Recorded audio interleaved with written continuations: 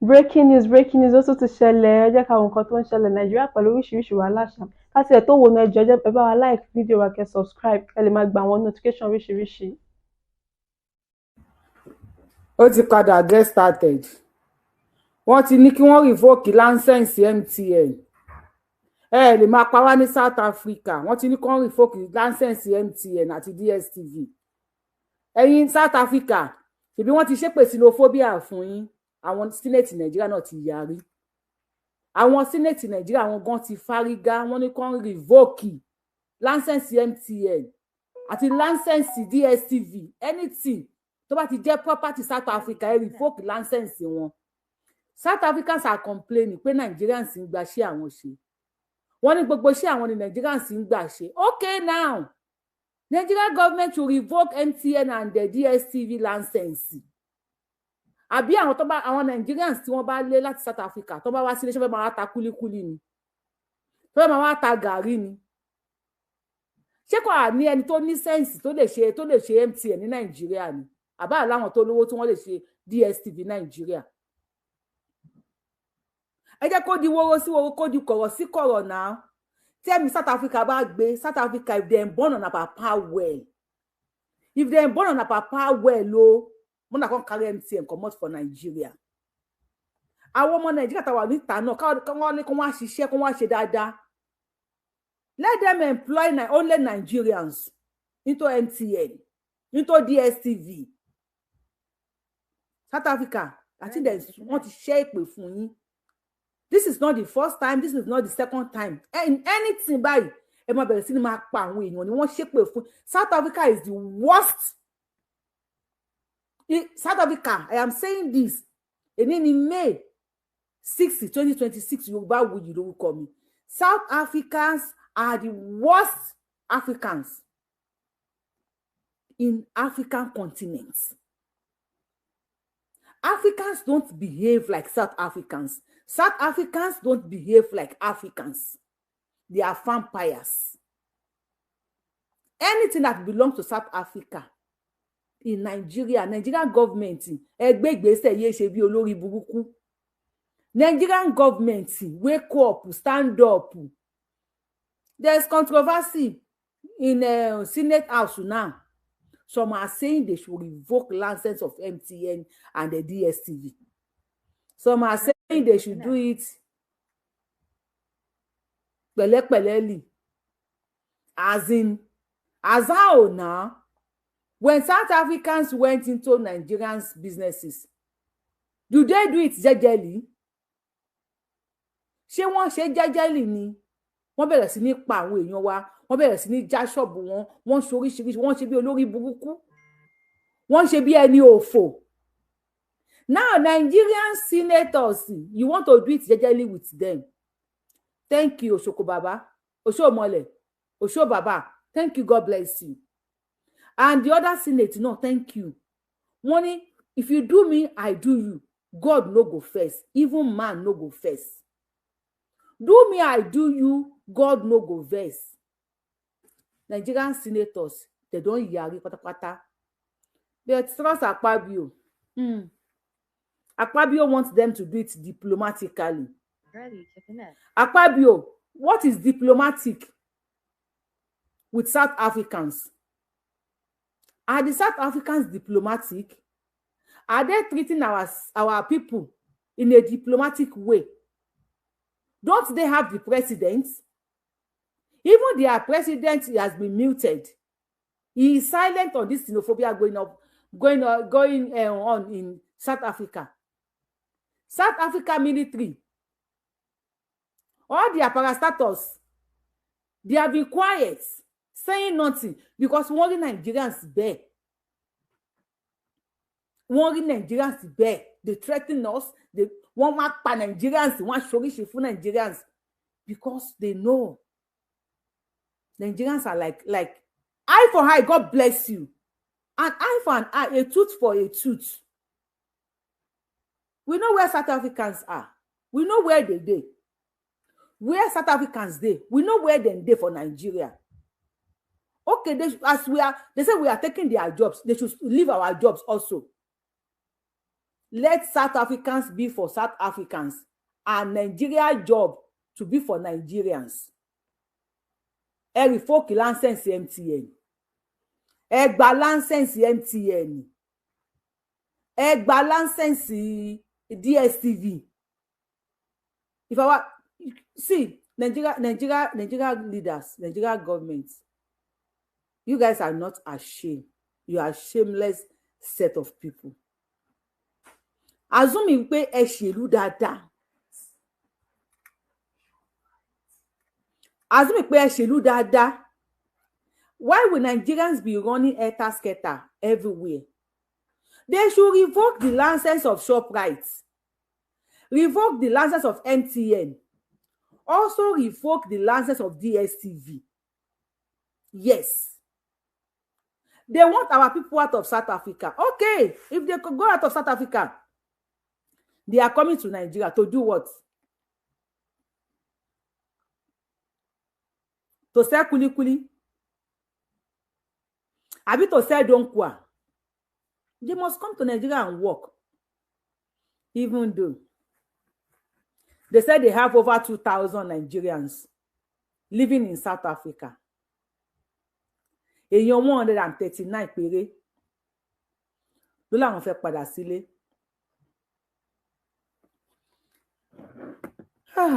Nigerian government, you should be ashamed of yourself.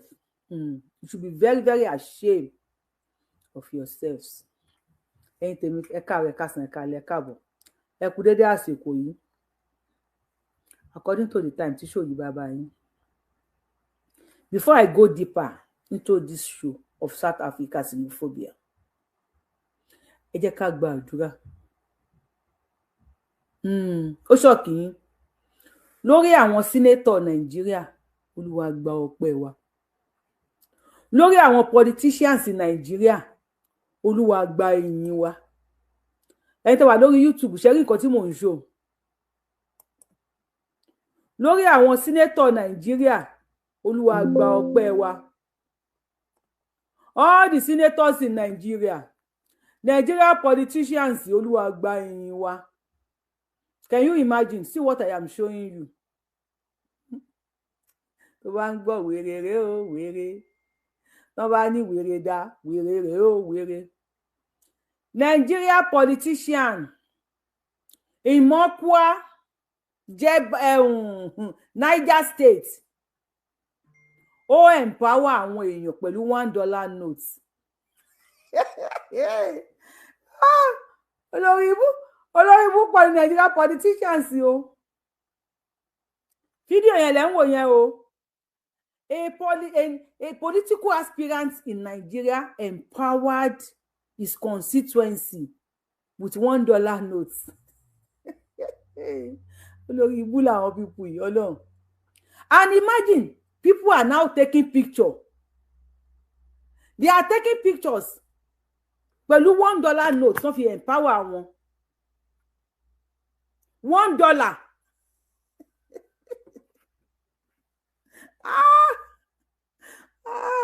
Bàbá ní kó lọ wá. Original olórí burúkú wá.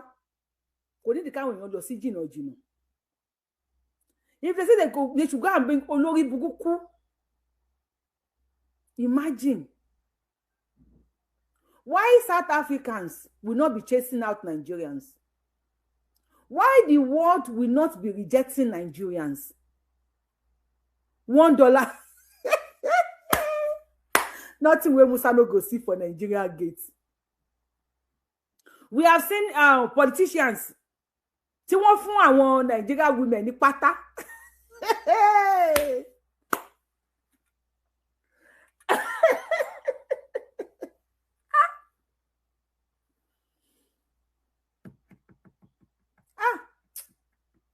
Wọ́n lákì yẹn lórí burúkú dòwò pọ̀. They gave Nigerian women pants, pátá. Wọ́n wá ya tó mi fẹ́ polówó ẹ̀, mi fẹ́ polówó candidate yẹn. Wọ́n wá ya síbi pátá yẹn. Ẹ̀yin obìnrin tẹ́ máa wọ pátá yẹn. Ẹ ti ẹ bẹ̀rù tí nǹkan bá gún yín lójú abẹ́ láàrin òru. Torí ọkọ lọ́kọ ni wọ́n yà síbi pátá tí wọ́n fún yín o. Ó tún wá jẹ́ pátá rẹ́ẹ̀dì. Àbẹ́là pupa. aláìwèrè ẹ̀yin lẹ ń kórí burúkú bá Nigerians anywhere tí Nigerians bá lọ encourage viewers to share this video wọ́n lè bá wa share video yìí tó bá tẹ́ yín lọ́rùn wọ́n lè bá wa share video yìí tó bá tẹ́ yín lọ́rùn ni o wọ́n lè bá wa like ẹ̀ tó bá tẹ́ yín lọ́rùn ni but I'm not gonna force you but tẹ́ bá share tó bá di next time tó bá ní show ẹ̀yin tẹ́ ti share video wa rí ọmọ àgbẹ̀ notification wà fún yín you can imagine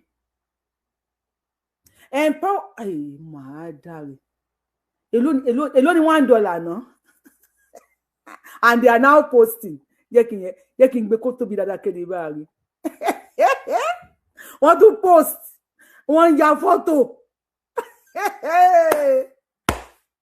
Nàìjíríà ẹ jẹ́ ká gbàdúrà nítorí Nigeria politicians Olúwa ẹ gbà ọpẹ́ wa nítorí pé a ṣe èrè pọ̀ nínú àwọn Nigeria politicians Olúwa ẹ gbà ìyìn wa nítorí pé olórí púpọ̀ nínú Nigeria politicians Olúwa ẹ gbà ọpẹ́ wa nítorí pé Nigerian politicians wọ́n fi pátá ẹyọ kan empower àwọn èèyàn Olúwa ẹ gbà ìyìn wa political aspirant yìí mi ò mọ̀ bóyá o máa wọlé àmọ́ heaven rẹ̀ ò sure $1 and people go ask o tún ya photo 1,300 wọ́n tún ya fọ́tò wọ́n wá tò pẹ̀lú $1 Nigeria politicians ẹ̀ ní gbádùn olórí ibú ni you see this is why everybody see Nigerians as mumu they see us as ẹni tí ò lọ́pọlọ imagine taking pictures with $1 àmàdáràn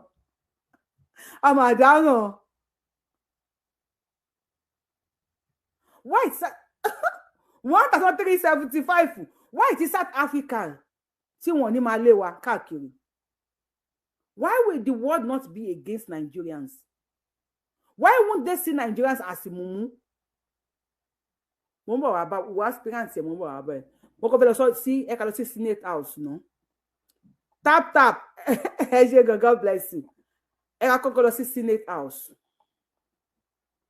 ibi tí Oṣomole ti sọ̀rọ̀. Evoke the DSTV, which is also a South African company that is cutting away millions of dollars, even abusing, resorting to practices that will not even be accepted in South Africa. I don't want this Senate to be shedding tears, to sympathize with those who have died. We didn't come here to shed tears, and I'm not going to shed tears. If you hit me, I hit you. I think it is appropriate in diplomacy. It's an economic struggle. What the black South Africans are saying is that Nigerians are taking their jobs. Okay, Nigerians, come home. I take over the job of MTN. Nigerians, come home. I take over the job of DSTV. When we hit back, the president of South Africa will not only talk, he will go on his knees to recognize that Nigerians cannot be intimidated, and we do not condone anyone's life being lost. If a crime has been committed under South African law, they have the right to bring any sort of person to justice.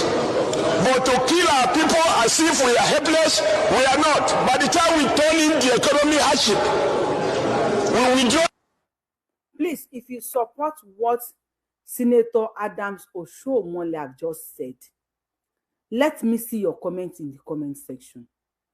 Your opinions are well appreciated.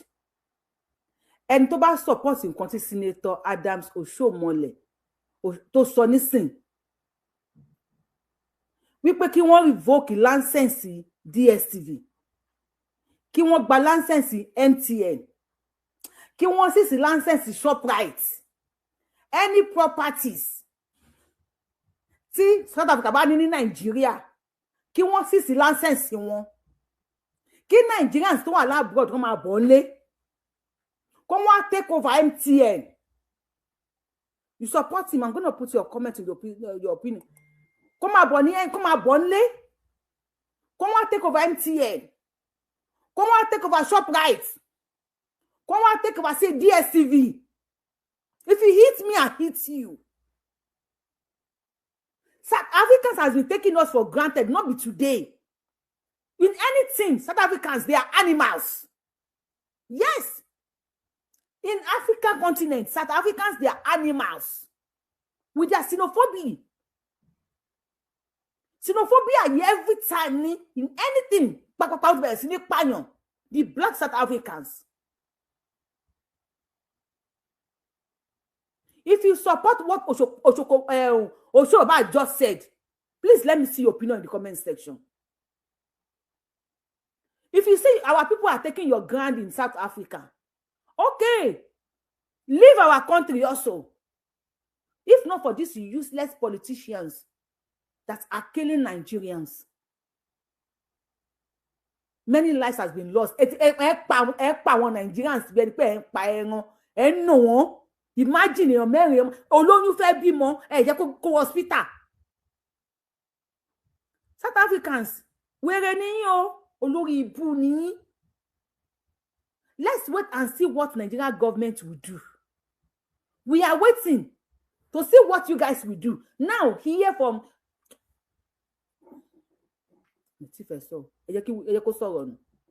we should not take the action of recommending withdrawal of licenses of South African companies yet, because we need foreign investments in Nigeria. We should rather, as a Senate, we should condemn what we are seeing, urge the federal government to take serious steps, and of course, revert to us as soon as practicable.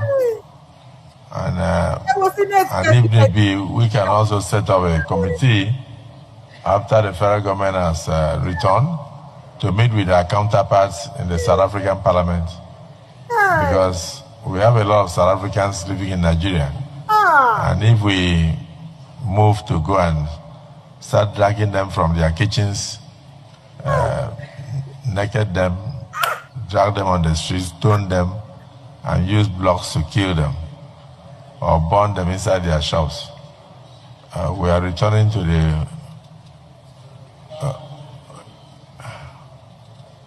the Stone Age. Imagine Nigeria Senate President, the third man of Nigeria.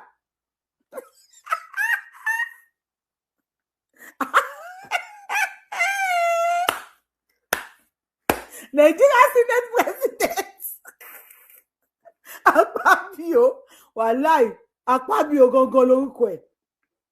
If you are saying Akpabio, his name is real Akpabio. I don't know what Akpabio means in your language. I don't know what Akpabio means in your language. But to me now, Akpabio is meaning something different to me. Which the way they are saying the repentant, the Boko Haram that have been killing people are repentant Boko Haram. For how long, Nigerians?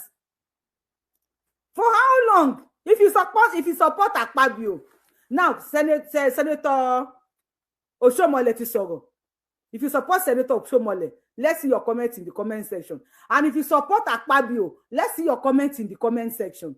Let's see your opinion. The third man of Nigeria, Nigeria Senate President, you look on your wo. See, Mamu Konsoro, we pé kó máa bọ́ ọmọ ọdún mẹ́sàn-án sùn, òun support ẹ̀. Ìjọ́ kejì náà gbélódé ìlú ẹ̀. Ó kàn lóhun support pé kó máa fẹ́ ọmọ ọdún mẹ́sàn-án, ọmọ ọdún mẹ́jọ according to Islamic law ni. Wọ́n ò bá rojọ́ ìjọ́ kejì báyìí. Pléènì ọ̀fẹ́ ló wọ̀ ló lọ sílùú ẹ̀. Kò tí ì fẹ́ ọmọ wọn o.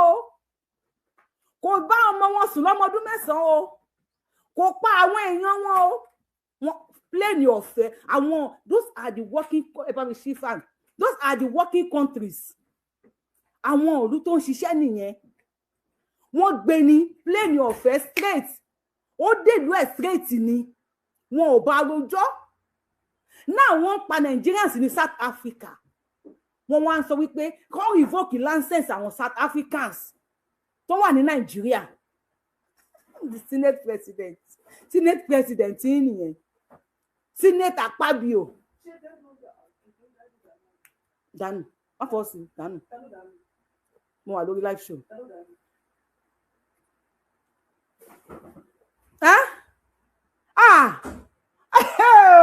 Ògúndé o, Ògún má jà o. Abogun ọjà, ẹ wo Senate president. They should ẹ jẹ́ ká analyze. Ẹ jẹ́ ká analyze Akpabio. We should not take the action of recommending withdrawal of licenses of South African companies yet, because we need foreign investments in Nigeria. Okay, Mr. Akpabio, you said we should not take step of revoking South Africans' business license yet, because you need foreign investors in Nigeria. Okay, Mr. Doctor, Senator Agbawo Akpabio. Those people that are the Nigerians that have been rejected by South Africans in South Africa that have been Akpabio. Okay, let me calm down.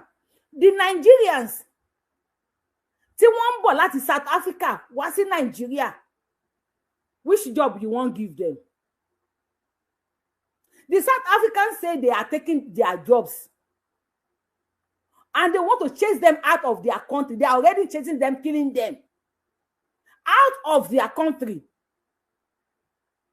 So which job then go do if you then come? You need foreign investors. Don't we have sensible people in Nigeria? Don't we have business tycoons in Nigeria? Ṣé a ní àwọn tí wọ́n ní orí ní Nigeria ni? Akpabio. Okay, I don't want to boo ẹ because àgbàlagbà ni ẹ. Mi fẹ́ bú ẹ. Mi fẹ́ sọ̀rọ̀ sí ẹ. So boye jókòó yẹn tí bá ní no máa bí mi. You say you are very disappointed. I am not disappointed in Akpabio. You are disappointed in Akpabio. I mean, even before Akpabio speak, I know this is what he will say. I know this is what Akpabio will say. And you want Nigerians. This is why Nigerians refuse to leave those countries. Tí wọ́n ti ń pa Nigerians. Over 2,000 Nigerians ni wọ́n jẹ́ immigrants ní South Africa. Now they said, if you want to come back to Nigeria, go and put down your name. Out of over 2,000 Nigerians, despite bí wọ́n ṣe ń pa wọ́n, bí wọ́n ṣe ń burn down shops wọn, only 139 Nigerians. Only 139 Nigeria ló lọ fi orúkọ sílẹ̀ pé àwọn fẹ́ fi South Africa sílẹ̀. Others are ready to pine there. Kán pa àwọn síbẹ̀, ó pay àwọn. Ọmọ òkú ayé ni Nigerians. Ọmọ òkú ayé. We don't even ti ẹ̀ lẹ́nu tí ẹ̀ máa ń fojú jọ. Wọ́n máa ti ẹ̀ na ọmọ níta. Wọ́n á na ọmọ níta. Ọmọ máa sábọ̀ nílé pé mo lọ bá bàbá mi nílé. Akpabio is not disappointing me, no. I don't feel disappointed as usual. We need foreign investors. Okay, if they buy all Nigerians tán ní foreign lands, tí àwọn Boko Haram tó pa Nigeria tán ní Nigeria, the foreign investors tó máa wá invest sí Nigeria, ta ló máa patronize wọn? Akpabio. Shame on Nigerian government. Shame on Akpabio. Shame on all the senators. Shame on the president of Nigeria, President Bola Ahmed Tinubu. Shame on each and every one of you guys. Shame on you. Nigerians are leaving Nigeria. Many are dying on the Mediterranean Sea. Many in the deserts, dying. Everybody just want to escape. Everybody escape. Everybody want to leave Nigeria for you guys. Shame on you, Akpabio. Shame on you. I want them to cut this place and send it to you. Yoruba will call me. Shame on you. Shame on you, Akpabio. Shame on you. We need foreign investors in Nigeria. So South Africans should buy all the Nigerians in South Africa. Because you need foreign investors. Boko Haram buying us in Nigeria. Nigeria dying in deserts, dying on Mediterranean Sea, dying in Libya. One Nigerians can't kill the whole world. Even people prefer to go and die in Russia. Ogun Russia ti wọ́n jà lọ́wọ́ wọn lọ àwọn èèyàn lọ ń kú síbẹ̀. They prefer to die in anywhere than in Nigeria. Shame on you guys. Akpabio, shame on you for your response. Shame. Shame. Our shameless àgbàlagbà. We need foreign investors. Foreign investors. How many foreign investors you need? Because you are not able to put your country in order. No electricity. You are not able to provide electricity. So you have to beg foreign investors to stay in your country. Foreign investors are supposed to be begging Nigerians to come and invest in their country. Nigeria is blessed with everything, both mineral resources, natural resources. Nigerians are blessed that no Nigerian supposed to go anywhere to go and fight for a greener pasture. We are running from here to here, from poles to poles. Ojú wa ń rí màbo lẹ́yìn odi. Nigerians are ọmọ òkú ayé. Yorùbá sọ̀rọ̀. Wọ́n ní ọmọ arúgbó ni ò kí ń jẹ́ ká ṣàánú arúgbó. If you guys have declared that there is war in Nigeria, the world will have support and shelter Nigerians. But you keep on pretending as if there is no war. Economically, there is war in Nigeria. Security war in Nigeria. Every war. The fourth most insecure country in the whole world. We are not secure in Nigeria. Then how do you expect other people to secure us? Imagine what Senate President is saying. You need foreign investors. So you guys are doing trade by barter. You are trading Nigerians' life for investors, right? Ìgbà ò lọ bí òréré o, Akpabio. Ayé ò tọ́ bí ọ̀pá àbọ̀n. Ìgbà kò lọ bí òréré. Ayé ò dẹ̀ kí ń tọ́ bí ọ̀pá àbọ̀n.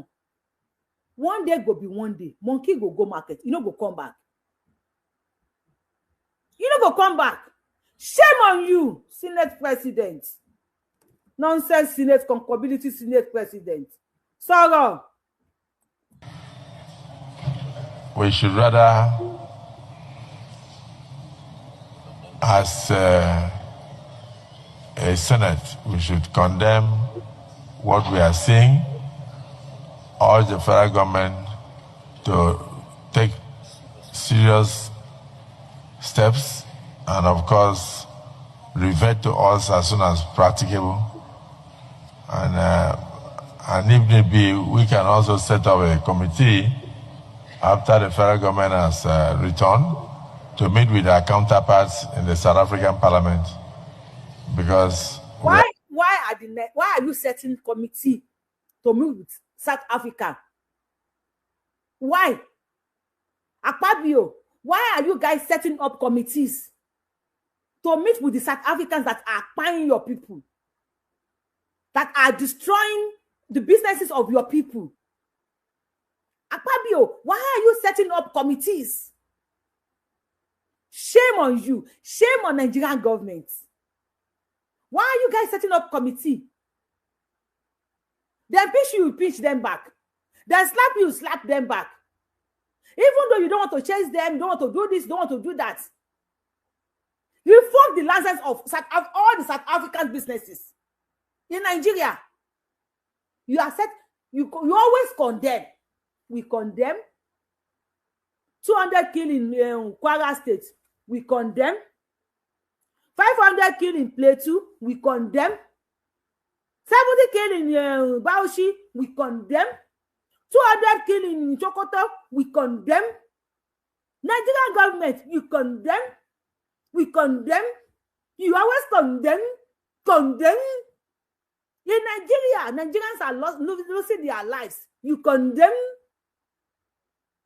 In South Africa, xenophobia. The xenophobic country, the most worst country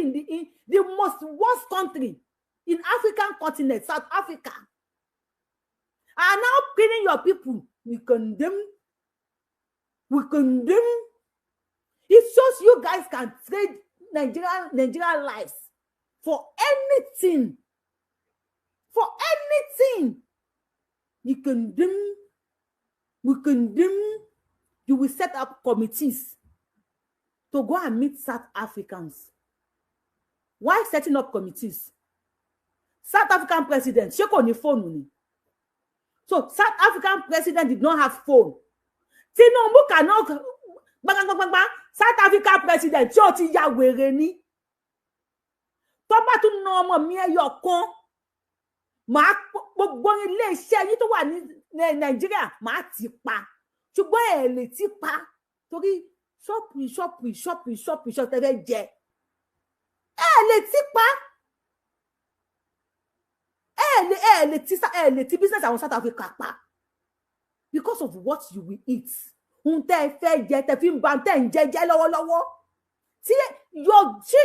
children, your unborn children, all the senators, all the politicians in Nigeria, your unborn children will live to hear your history, your stories, your pathetic stories, your reign of Pharaoh. You guys are worse than Pharaoh. Your reign is worse than Pharaoh. So Tinubu cannot call president in South Africa. You are waiting for Tinubu to come from the top. Even if Tinubu is busy where he is. Bayo Ononuga is there. He cannot call. You Akpabio cannot call. That South Africa, check on the president. Is he not on social media? Is South Africa president not seeing his people? You think if it is Nigeria that they are acquiring South Africans, you think South African president will have not done something? He would have done better. He would have done better. He would not say, we condemn, I condemn. South African president will never say, I condemn. He will have done something. He will have done something to save, to rescue his people. You are sitting there saying you condemn, we condemn, we condemn, condemn. Nonsense.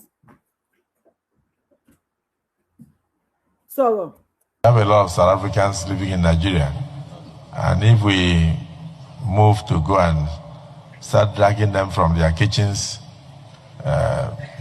naked them, drag them on the streets, stone them, and use blocks to kill them. You have a lot of South Africans living in Nigeria. So if you have gone to their kitchen, drag them out, to power, naked them. They are nakeding our people in South Africa, for God's sake. They are paying our people in South Africa, for God's sake. They are doing orishirishi to our people in South Africa, including a pregnant woman want to enter hospital to deliver baby. They say no, because she is a foreigner. They said no. Ẹni tó lóyún sí wọn ní kò lè bí. Ṣé ọjọ́ ìbí èèyàn máa ń tó kéèyàn sùn síwájú ni. Wọ́n lọ sí school, wọ́n lọ kó àwọn kids, not even teenagers, kids. Àwọn ọmọ kékèké, wọ́n lọ sí school, wọ́n lọ kó wọn jáde nínú school. Wọ́n ní because ọmọ foreigner ni wọ́n.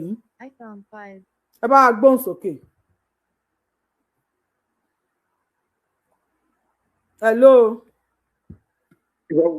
Yes, sir. God bless you, man. Mo ní ìpele ni olúwa máa ṣe òun.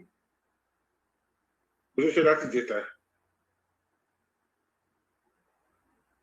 Mo ní ṣe ìnáwó láti jẹta. Bàbá wa ẹ sọ̀rọ̀ mo wà lórí ètò tó tí mo dẹ̀ ń ṣe inú ń bí mi pẹ̀lú ẹ sọ̀rọ̀. Ẹ má bínú pé tí ń pè mí láti jẹta nọ́mbà mi ò lọ. Ada jù báyìí lọ. Ìlú wa tòrò fún agbé. Yes, sir. Houston, Texas, mo gbé. Houston, Texas. Mo wà lórí live show, sir. Ẹ jẹ́ kí n pé padà tí wá òkè. Ẹ ṣé mà. Yes, sir. God bless you. You too, sir.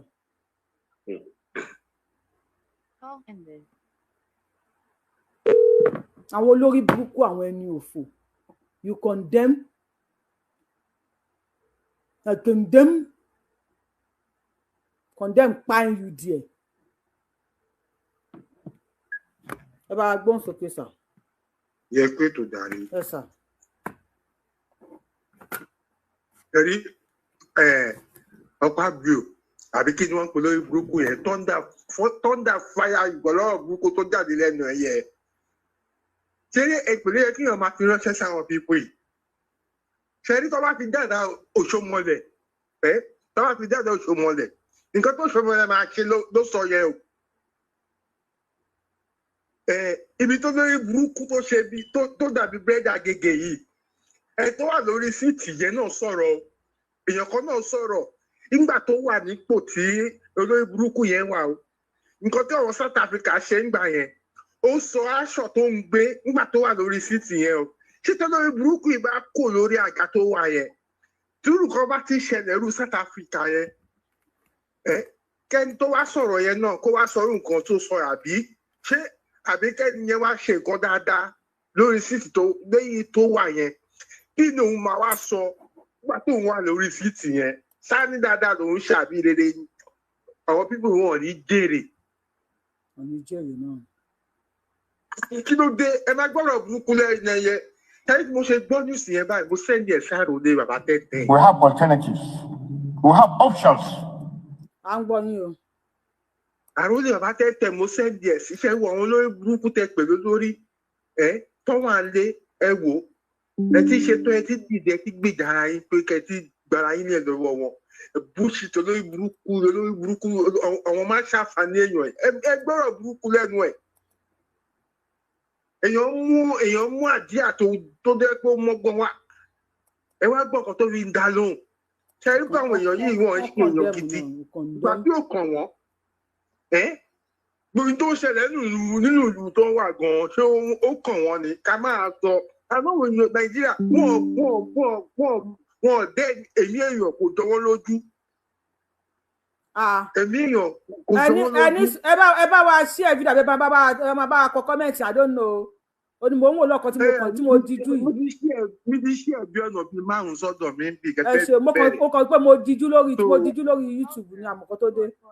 tó bá ti pẹ́ jù lórí kinní mi ó máa fẹ́ ti kọ́ọ̀lù ni so tẹ́ bá ti ń parí program máa tó dìlítì ẹ̀ kú. ẹ ṣeun sàn.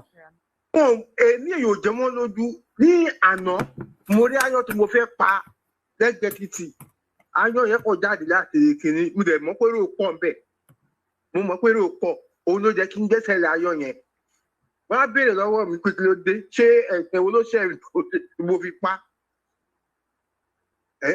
tẹ́mi èèyàn ò jọ wọ́n lójú kankan. Wọ́n condemn náà. The right thing náà ká bí o sọ the right thing ni. Ọ̀dà ẹ ṣe gan sà.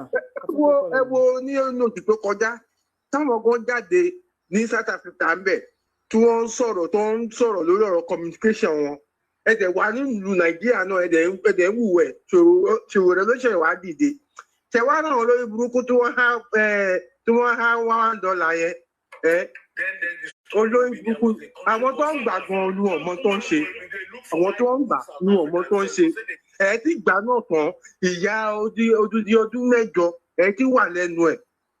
Ó dáa ṣe kan sàkátí gbé kọ́lẹ̀ lómi. Wọ́n bọ̀ ọkọ̀ tó ń ṣàwọn nínú ilé yẹn o. Ẹ ṣeun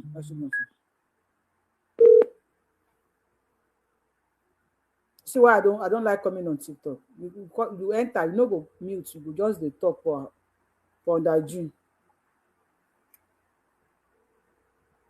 Bàbá ti pè yín lẹ́ẹ̀kan bàbá wa gbé call o, mo fẹ́ jókòó pẹ́ lórí show yìí o.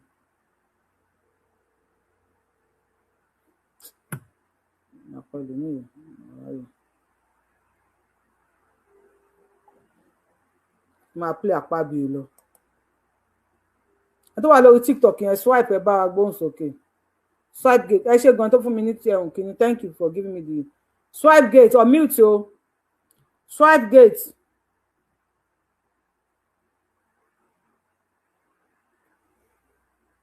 So I don't like to mute people. I don't know how to unmute them. Akpabio, you condemn fine you from their kitchens,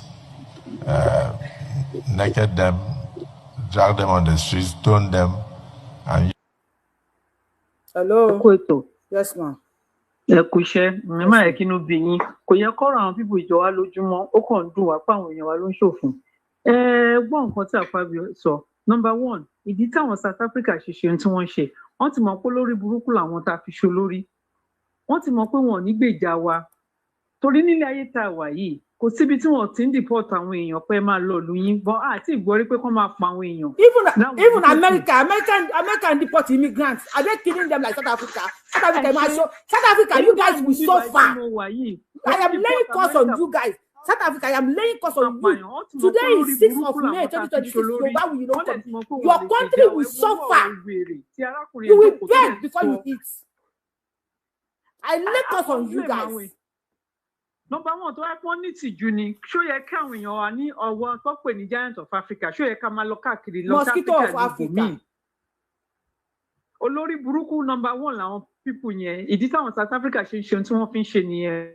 Wọ́n pa àwọn olórí ẹ̀dá mọ́ nǹkankan. Ẹ ṣe ìbéèrè tèmi lọ́wọ́ Tinubu ni, ṣé ó ti tà wá tán pátápátá ni? Ṣé àjò èèyàn lójú ẹ̀ tó bá ti rí àwọn èèyàn wa ni? Ṣé àjò èèyàn nítorí kò yé mi àwọn tán rò báwọn rò lé lórí? Wọ́n máa kú ti ṣe tán sí everybody wọn náà wá gbé 1,000 2,000 wọ́n á tún tó tẹ̀ ṣọ́ṣọ́ṣọ́ wọ́n á tó tẹ̀lé wọn èmi kò mọ̀ ta fẹ́ ṣe sọ̀rọ̀ àwọn èèyàn wa. Ó ní $1 ló fún wọn $1 ẹ wo $1 and they are even taking pictures with $1. They are taking pictures with $1. Nítorí ẹ̀ ló ṣe ọ̀rọ̀ wọn dàbí ẹni tó ń torí ẹ̀gbàwẹ̀ tó ń jọ̀sán lọ́rọ̀ àwọn èèyàn wa àwọn olórí ta ṣe fún wa rárá àìsàn lójú olórí burúkú ní kílẹ̀ porúkọ wèrè tó wọṣọ fún tó sọ̀sọ́kùsọ lẹ́nu. Mo mọ orúkọ ẹni tó dàbí tó dàbí. Ó dàbí tíṣù pépà tó fi ń nùdì.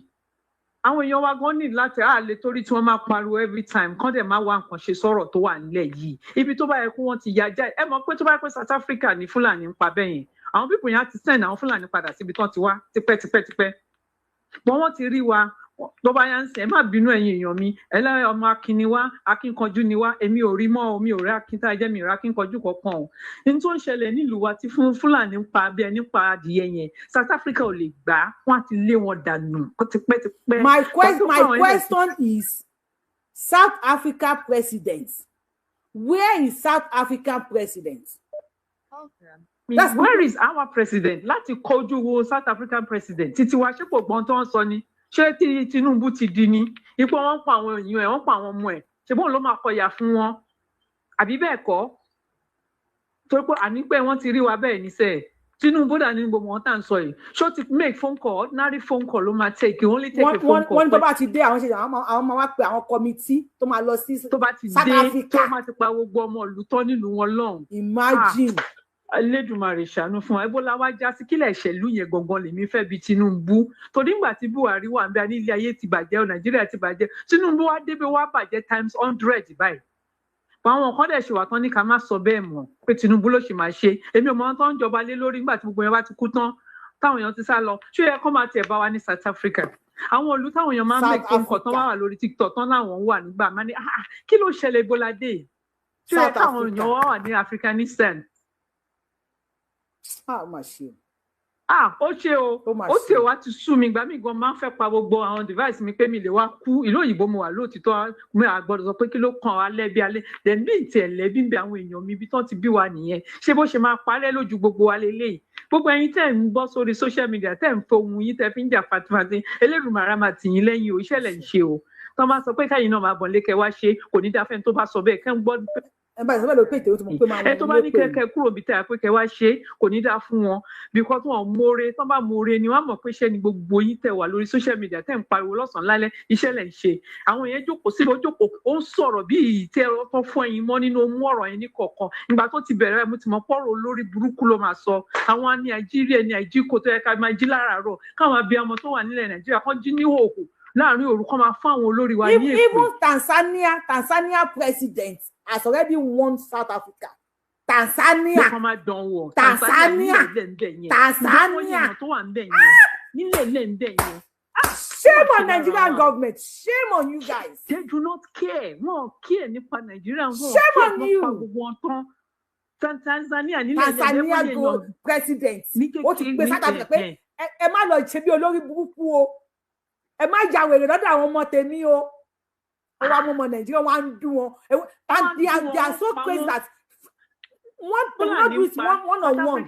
You will see 10 South Africans on one Nigeria. Beating him to support, killing them, naked them. Àwọn olórí burúkú aṣíwájú ta ni. Wọ́n mọ̀ pa láwọn kọ̀ọ̀kan tó ń bọ̀ wá jà fún wa. Ẹ ṣe ògbà ya mi. Ṣùgbọ́n ẹ náà ní ròrùn, ẹ ṣe ìyá mi kú iṣẹ́ pé ètò Elédùmarè máa tì yín lẹ́yìn. Tanzania president has already won South Africa. Tanzania president. Where is Nigeria president? Baba Tinubu, where are you? Ọmọlúàbí lọ́lá mọ Yorùbá sí. Ẹni wọ́n fẹ́ fi security bàjọba yín jẹ́. Okay, fine, àti gbọ́. Ṣé wọ́n fẹ́ fi South Africa náà bàjọba yín jẹ́ ni? Ọmọlúàbí la mọ Yorùbá sí náà. Ó dẹ̀ wá dorí akáyín yín àkàrà ó dẹ̀ wá degungun. Nàìjíríà wá jọjú níbi kankan mọ́.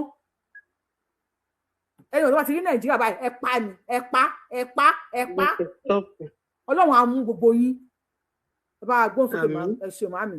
Ẹ ṣeun gan, I know you are always with me ma, thank you ma. Ẹ kú ètò ma. Ẹ ṣe ma. Ẹ wo ọ̀rọ̀ ìlú yẹn kọ́lọ́run ṣàánú wa, ó ti sú everybody. Ṣe ló máa ń dàbí pé wọ́n ti bí ṣe náà tà ni màá sọ, wọ́n wá tún rà láàrin ara wọn. Nàìjíríà ti pé 100 years fine, so kálukú àwọn Fúlàní wọ́n ṣe tiwọn. Wọ́n máa rán fowó ìlú, wọ́n á fi rán àwọn èèyàn wọn nílùú òyìnbó kó lọ kàwé wá. Iṣẹ́ á ti máa dúró dé, àwọn ẹ̀yà tó kù dẹ̀ ń jìyà, wọ́n ń ṣiṣẹ́, wọ́n ń ṣe wàhálà nílùú òyìnbó. Wọ́n rán ọmọ wọn ní school, àwọn tó wà nílé ọmọ wọn ò ríṣẹ́. So ó kàn bí ẹni pé kán sọ pé wọ́n ti ra ìlú yẹn. Ẹ wo Ọ̀pábíò, ẹ wò wọ́n wò lórí gbogbo wọn kàn jókòó síbẹ̀ yẹn bí ẹni pé wọ́n tẹ̀ mọ́ nǹkan tó ń ṣe mọ́. Àbẹ́mi nìkan ni mo rí motion ẹ̀ ní bí èmi nìkan dẹ̀ ni mo rí motion bó ṣe ń sọ̀rọ̀. Ó ti sú kálukú ni ó sú wọn tó bá sú wọn kó kúrò lórí oyè kọ́kọ́ àwọn kékèké síbẹ̀. They are too old to be on that seat. You guys are too old to be on that seat.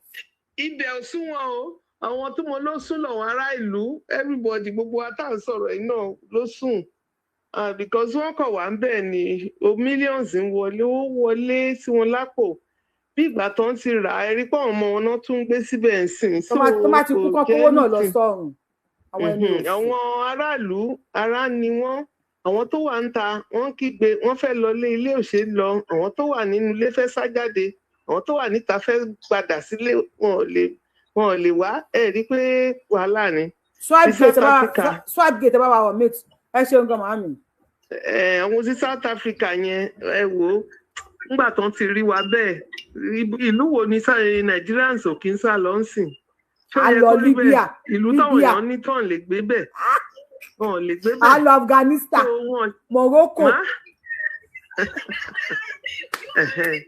So wọ́n ti rí wa bẹ́ẹ̀ ni òun náà ṣe ń ṣe wá bẹ́ẹ̀ yẹn. Wọ́n ti rí Nigerians bẹ́ẹ̀, òun náà ṣe ń ṣe wọ́n bẹ́ẹ̀. Wọ́n rí pé wọ́n kàn wọ́n ya wá pé ìnira lélẹ̀ fọ́wọ́n. Èyí tó dẹ̀ kán dẹ̀ fi ọgbọ́n ṣe. Ẹ jọ̀ọ́ tùmí nínú ẹ bá wa mute o, ẹ bá wa mute tàbí kẹ́ drop ara yín o. Ẹ jọ̀ọ́ mo fọlọ́ bá bẹ̀ yín. So wọ́n ti rí Nigerians bẹ́ẹ̀ ni. So nǹkan tó ṣẹlẹ̀ ni èyí tó yẹ kán fọgbọ́n ṣe tán bá tiẹ̀ fẹ́ wọn. wọ́n ti ń pọ̀. ẹ ṣeun ma, ẹ ṣeun, God bless you. Ẹ ṣé, ó dà o. Ẹ ṣeun gan. Swipe gate or mute o, swipe gate or mute. Ẹ ti bá ti gbé wọlé ẹjọ́ tó wọlé máa bá wa mute ní adé máa sọ̀rọ̀ ẹ máa bá wa mute tó bá ti wọlé straight guy. Àkọ́kọ́ pé èèyàn méjì lórí phone kẹ́tùkọ́ tó wá gbé yín wọlé. Swipe gate, I'm going to disconnect you and bring you up back. We send the request. Thank you for all your gifts. Hello. Ẹ bá gbọ́n sókè sà. Ẹ rà mà ẹ kó ètò. Àjọ ń ṣètò ni.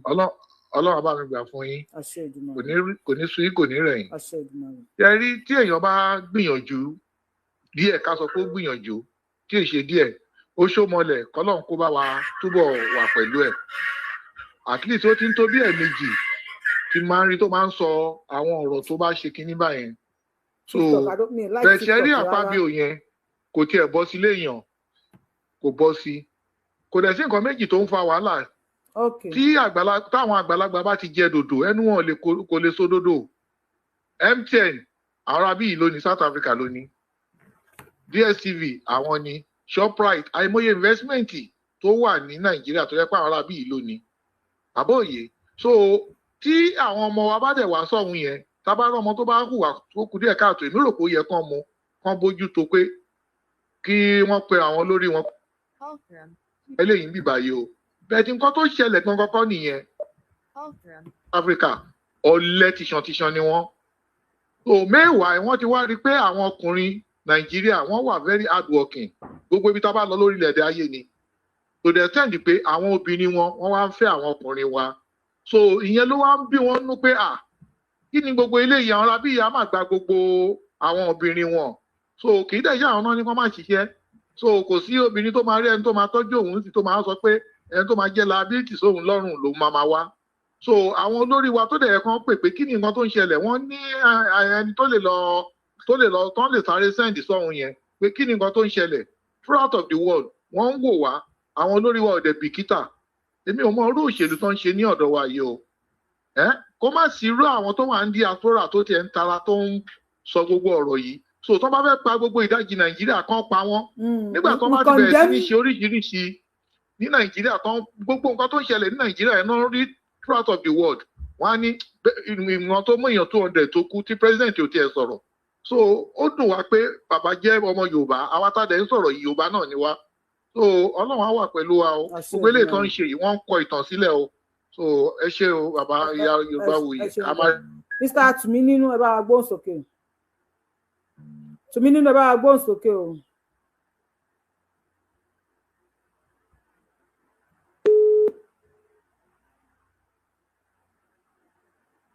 Nigeria is gone. Ẹ wo àwọn senator yẹ kí gbọ́n náà senator wà kí gbọ́n kan tí yẹn náà tún sọ. We have alternatives. We have options. We have options. And therefore these words should be sent across to South Africa. God bless you. We know where South Africans are, not only Nigeria but all over Africa. And we can take this fight to their territory. Yes. If need be. But we cannot sit down and typical of some of us lament when these things is happening. There is no duplicate. Life has no duplicate. All of a sudden you are killed. Your families have lost you for no reason whatsoever. God bless Mr. President, I think this is as serious as it gets. And today, sir, if this is the only thing the People's Chamber, the Senate of the Federal Republic will discuss, please be it. We can take the fight to the Adomotu. We know where they are, including all the Africa. Let all the African presidents condemn South Africa's xenophobia. Shut your door at them. They should not bring in anything to Nigeria, and they should not take anything out of Nigeria. Akpabio should stop that nonsense and say we condemn, we condemn, we condemn. Nonsense. Ẹ̀gbọ́n sókè sà. Ẹ ṣé ìyá wa Yorùbá wuyè. Ojú ò ní tì yín lórúkọ Jésù. Ẹ ní ṣubú dẹrù nu o. Agbára àwọn alálẹ̀. Ṣé rí bọ́ọ̀rọ̀ ẹ mo ṣe ń ka yín lára náà ló ń ka gbogbo wa lára. Ó ń dùn wá. Ẹ wò a máa tẹnumọ́ ọ̀rọ̀ yìí. Bá a ṣe ń tẹnumọ́ ọmọ Yorùbá gidi lèmi. Ọmọ Yorùbá gidi dẹ̀ ni gbogbo àwọn tó wà lórí ètò yìí. nǹkan tẹ́ fi gbẹ́tò yìí kalẹ̀ kí ìlọsíwájú ìran Yorùbá ni bẹ́ẹ̀ àwọn nǹkan wà tó yẹ pé àmọ́ kan tó máa ń sọ gbà náà ṣé ìrìn àti ń sọ pé bàbá yìí kò sí lára wa ẹ sọ̀rọ̀ kan Suluhu president Tanzania ó come out ó kúnlẹ̀ ó give 48 hours 48 hours ó wà ní online ó wà ní everywhere obìnrin ni kò ń ṣọkùnrin ó come out ó kúnlẹ̀ ó give 48 hours wọ́n sá kíjokíjokíjo wọ́n sá lọ sí Tanzania sí Dar es Salaam wọ́n lọ appeal yìí sí. àwọn àtọ̀dé èkó bá wa mute ṣe bá wa mute lórí péjì kò sáré ṣeréṣeré lórí péjì eléyìí o. àpábí ojókòó sórí ìjòkó bí àpọ̀lọ́ tó kú sínú omi. Imagine a lady president active than Akpabio and Tinubu. Yes. Tanzania president obìnrin ni very active. wọ́n ní láti wá máa sọ fún wa ó fún wọn ní wọ́n ní pé ẹ jẹ́ kí orí yín pé ẹ̀rí nǹkan náà fi lè ṣe nǹkan kan máa gbọ́ mi ò kí gbogbo ọmọ Nàìjíríà dẹ̀ gbọ́ mi dáadáa ṣé ẹ̀ ń gbọ́ mi ìyá mi yóò bá wòye. à ń gbọ́ yín sà. nǹkan náà fi lè ṣe nǹkan kan ó kàn ń ta wá lára ní MTN èló ni MTN ní fún àwọn àpábí òní ní airtime ní oṣù ní ọ̀sẹ̀ ẹ lọ find out èló náà fún gbogbo wọn ẹ káwá pààyàn tì Shoprite ta ló ní franchise Shoprite ní Nàìjíríà tẹni kan pé kán bá wọn jà ẹ lọ wá di president yín wò ta ló ní franchise Shoprite ta ni pé kán lọ jà kán close kínní kò sí nǹkan tó máa ṣe wọn halẹ̀ láàrin ara wọn ni ó lè ní gbogbo ara bíi wọn ò rí títí wa ro wọn ní kan wọn ti tà wá nílé wọn ti tà wá níta Ọlọ́run ló máa mú yín wọn tà wá níta èèyàn lọ sílé ẹni tó wà ń ta ẹ̀rù ń bà láti lọ sílé ẹ̀yin máa ń yìn kẹ gbẹrù yín kẹ ní pẹfẹ máa lọ ní kẹ jẹ airport kó dẹ̀ dàbí pẹfẹ máa sọkún kó dàbí pẹfẹ máa sọkún kẹ máa lọ sí ìlú tán bí yín kó wá dàbí pẹfẹ máa sọkún ẹ máa wò pé ilé tí mò ń lọ bóyá máa lè padà bóyá mi ò ní lè padà mọ́ bóyá wà á kú sọ̀rọ̀ bóyá ò ní kú because security ẹ̀ ò ṣúọ̀ tó bá ti bọ́lẹ̀ ní airport báyìí lẹ̀rù á ti máa bà ẹ́ tá a ti máa máàkẹ́ àdúgbò ibi tó wà gan ẹ̀mí ẹ̀ ò dé so ṣe rí àwọn tó kóra wọn jọ síbẹ̀ few of them ẹ woru beautiful idea tí ó ṣe ọmọ lẹ́rẹ́sì wọ́n ní wèrè la fi ń wo wèrè ó pẹ́ ta ti ń sọ kínní yẹn àwọn èèyàn ò fẹ́ gbọ́ wọn ò dẹ̀ fẹ́ mọ̀ gbogbo àwọn tó ń sọ pé kán return wọn padà aláàní ìdí election ẹ má yẹ ká máa tanra wa jẹ ní ìdí election bàbá yìí ò ní nǹkan kan ṣe fún wa àpábíò ó mọ ọmọ òfin àpábíò síbẹ̀ ní the first day gbogbo àwọn tó gbé tira ẹ̀ tó kó tira ẹ̀ síbẹ̀ àti àwọn ọmọ Yorùbá àti kìíní ẹ̀ nǹkan kankan ní gbogbo wọn sọ pé kó má bàjẹ́ gbogbo wọn náà nílé sí South Africa ẹ lọ wádìí wọn wò gbogbo wọn náà ní investment sí South Africa so wọ́n tà wá wọ́n ti tà wá ni so àdúrà tá a máa gbà ni pé kọ́lọ́run wá gbà wá lọ́wọ́ wọn ṣé ìyàwó president ṣèbóbìnrin ni ṣé kò ká lára bọ́n ṣe pa àwọn ọmọ ẹ̀ ṣé bóun ni first lady ní Nàìjíríà ṣé kò lè jáde síta wọ́n fi ìyàwó Jonathan ṣeré ńgbà ẹ̀ nígbà tó sọ pé God dé o tó sọkún ṣe bí abiyamọ lẹ́nu ẹ̀ ṣe bí yáàdà ìdí sí God ṣe bí abiyamọ ń sọkún láìfù Rẹ̀mí Tinubu sọ pé àwọn èèyàn ò fẹ́ràn pé wọ́n sọ̀rọ̀ sí leader anyhow pé kìnnì kan pé àwọn ọmọ Nàìjíríà ò respect leader wọn ṣé abiyamọ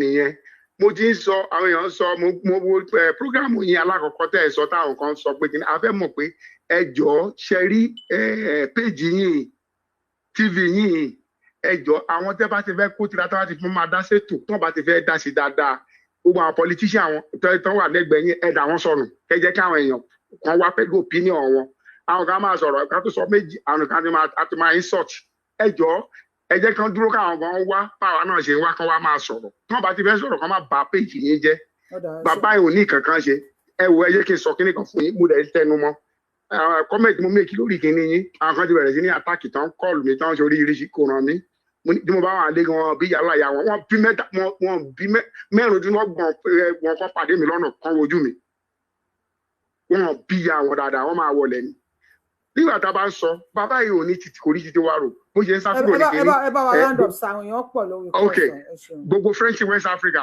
wọ́n reject France bàbá ń sá lọ sí France lójoojúmọ́ kí lórí ṣe wọ́n pa wá wọ́n ṣe kí ni ṣé wọ́n rí náà rí nǹkan tó lọ ní South Africa ni ẹ wo ọ̀ràn á ràn wá lọ́wọ́ ó ní kálukú kó tèrò ara ẹ jẹ́ ká tèrò ara wa pa ala máa gbára wa ní ara bí ò lè gbà wá lẹ́sẹ̀ ẹ̀rù ń bá ọmọ Nàìjíríà ní gbogbo òdu tó wà nísìnyí. everywhere lẹ́rú ti ń bà wá ìyẹn olórí burúkú torí ni kò sí nǹkan tó máa ṣe yàtọ̀ sí Amẹ́ríkà àti UK tí human rights wà gbogbo àwọn other African country àtàwọn other country ẹni tí wọ́n bá pa wọn kàn wéṣẹ̀ ìdánù ni Ọlọ́run á ràn wá lọ́wọ́. Mr. Àtàndé Èkó bá wa gbóhùn sókè. Àtàndé Èkó ṣe wà ń bẹ̀. Ẹ má bínú ẹni tó bá ti tí network bá ti jábọ́lẹ̀ I am not bringing you up ẹni tó bá ti wọlé ẹ máa bá wa like show ẹ máa bá wa tap àbí kí ni máa ń sọ tẹ́ bá ti ṣe tó máa ti drop yín I will not bring you back o àtàwọn tó bá yẹ ti wọlé tí ó bá ti mute tó máa ti drop yín I am not bringing you back mi fẹ́ lápá tension ẹ bá wa gbóhùn sókè Àtàndé Èkó. Ọlọ́run ò ní fún yín lápá tension ẹ̀ ní lápá tension lágbára Ọlọ́run ẹ kálẹ̀. ẹ kú dédé àsìkò ìsàn. Àwọn gbádùn programu ẹ rí ọ̀rọ̀ South Africa Ọlọ́run ló máa bá wa yanjú ẹ̀. Ọlọ́run ò ní sọ̀kalẹ̀ Ọlọ́run will not sọ̀kalẹ̀ wá bá wa yanjú ẹ̀. Èpè ló máa gbogbo ẹ̀yọ́ lórí wa èpè ló máa pa yín shameless set of people useless people.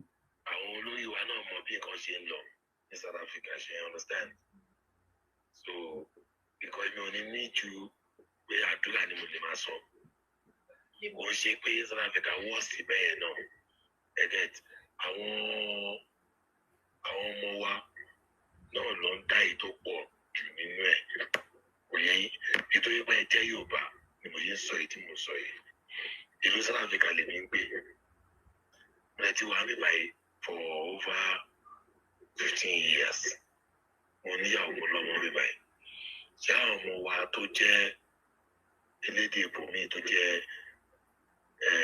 àwọn tó dá wà lálẹ́ ilẹ̀ gbogbo àwọn ló cause a lot of things tó ń ṣẹlẹ̀ níbí báyìí kò yẹ yín so ẹ má yẹ ká blame anybody.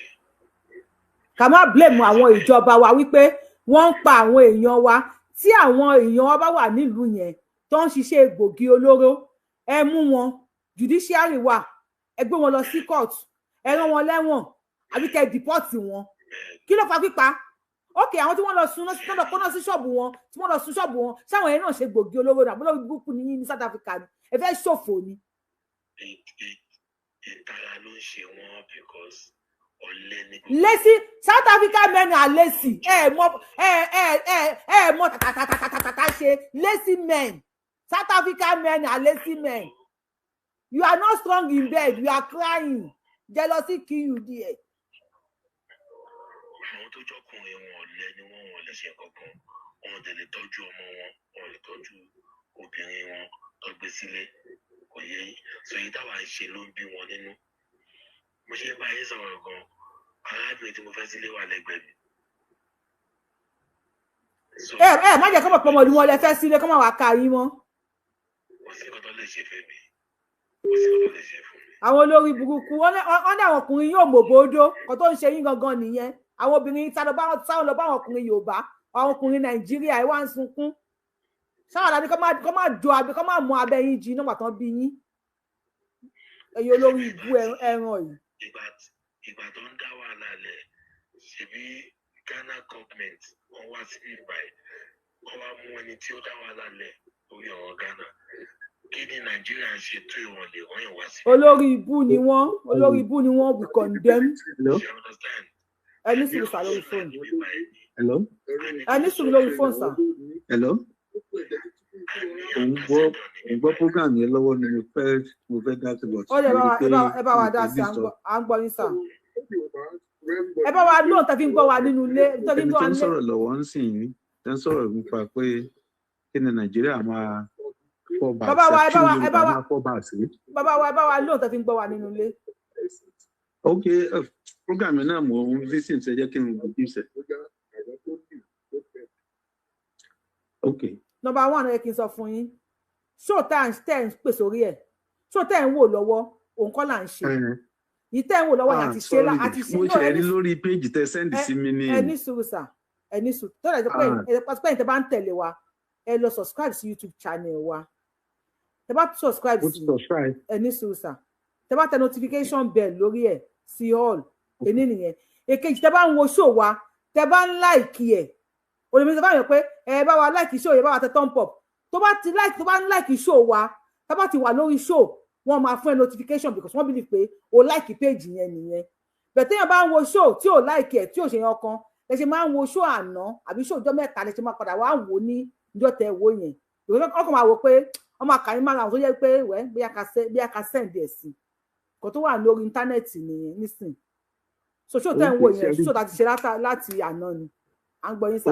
mo ṣe wo page yẹn sìn ni so mo á fi ìgbà tí mo á lọ sórí kọ̀ǹpútà mo á rí níbẹ̀ mo á ń pè rẹ̀ mo á lérò kó bọ́jà ṣe bẹ́ẹ̀ ni ní 6. èyí tá à ń ṣe lọ́wọ́ sí ọ̀rọ̀ South Africa ló jẹ́ kí n pè ọ̀rọ̀ South Africa bàbá wa ọ̀rọ̀ South Africa là ń sọ lọ́wọ́ báyìí. Okay. ọ̀rọ̀ South Africa là ń sọ lọ́wọ́. kí ni title ẹ̀. kí sẹ́ni mo pe title because kí mo pe title ẹ̀ nù.